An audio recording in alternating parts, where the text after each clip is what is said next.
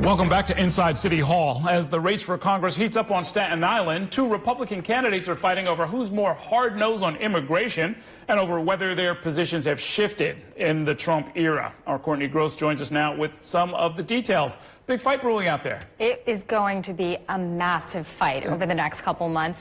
And as you know, Staten Island is the only Republican seat in the city's congressional delegation, so it's often a moderate in the post. But in the Trump era, it seems like both GOP candidates are taking a harder line when it comes to certain policies, like securing the border. A fence along the southern border is about 2,000 miles away from the Verrazano Bridge.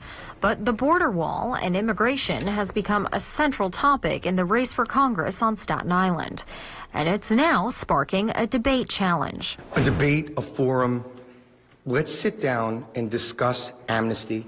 Let's discuss immigration. And we can discuss anything that Desperate Dan wants to discuss. Yeah, challenging me. I'll debate him anytime. The clash started earlier this week when the Dan Donovan campaign sent out two press releases slamming former Congressman Michael Grimm. The releases are called The Grimm Reality. Donovan is calling Grimm out for two votes taken while he was in Congress, a no vote on an amendment to increase security funding and a yes vote on an Obama-era spending plan in 2014. So now he's trying to get his job back. Now that after he served prison time and is out looking for work, he's decided to run for Congress, and now he's trying to paint himself as this pro-Trump conservative person. It's just not true. If anyone actually looked at it, they would laugh at him and say, what are you talking about?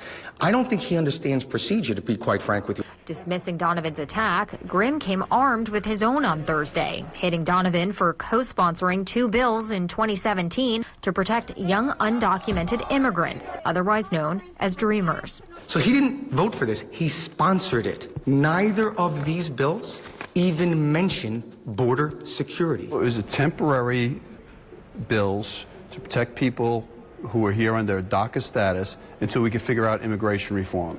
Border security is something Donovan is clearly looking to latch onto. A Donovan campaign ad on the web highlights his vote for a Republican spending bill to fund the border wall, a bill that went nowhere. It says the spending bill was approved is a down payment for the wall. That new spending plan will actually only cover some new fencing and repairs to existing structures, along with design and planning.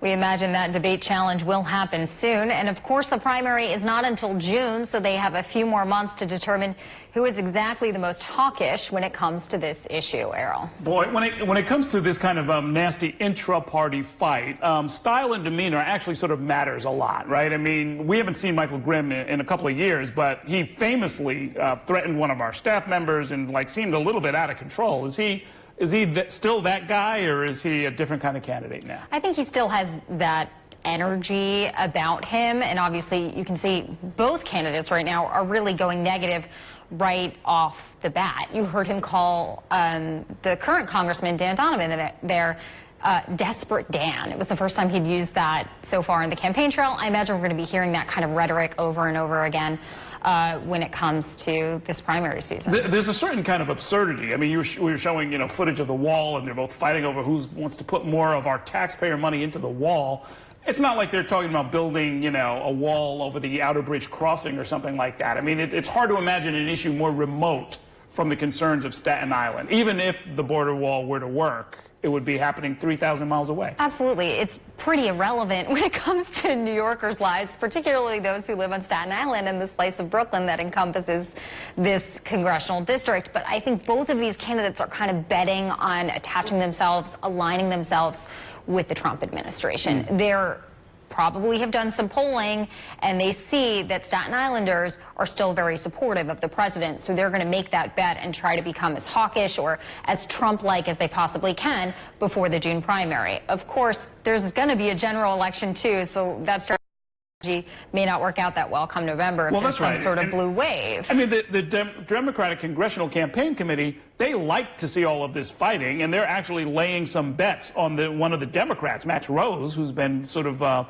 laying in the cut, as they say, waiting for the smoke to clear so that he can come in with some funding from the National Party and see if he can take the seat back for the Democrats. Absolutely. Rose has been identified with the red to Blue program, I believe it's called. It's, you know, a handful of seats across the country that they're hoping to flip from red to blue. So I imagine if you have these two Republicans fighting over who's closer to Trump before the June primary, that's not going to be very helpful when it comes to facing potentially Max Rose in the November general election. And I guess finally, you've covered a lot of races. It's not like, I'm glad that they're debating the issues. I'm glad they have legislative records and they're saying, you know, you voted for this bill 4 years ago, you voted for that bill 3 years ago. That's the nice thing about this race is they both were congressmen. Obviously, Donovan's there, so we have records to look at. But the voters are not going to look back through this bill and that bill. I mean, you know, we're in this business and we barely take the time for it because in some ways it's not all that relevant. But that's what we're here for, is to hold them to their word, to make them accountable, to make sure that if they're going to be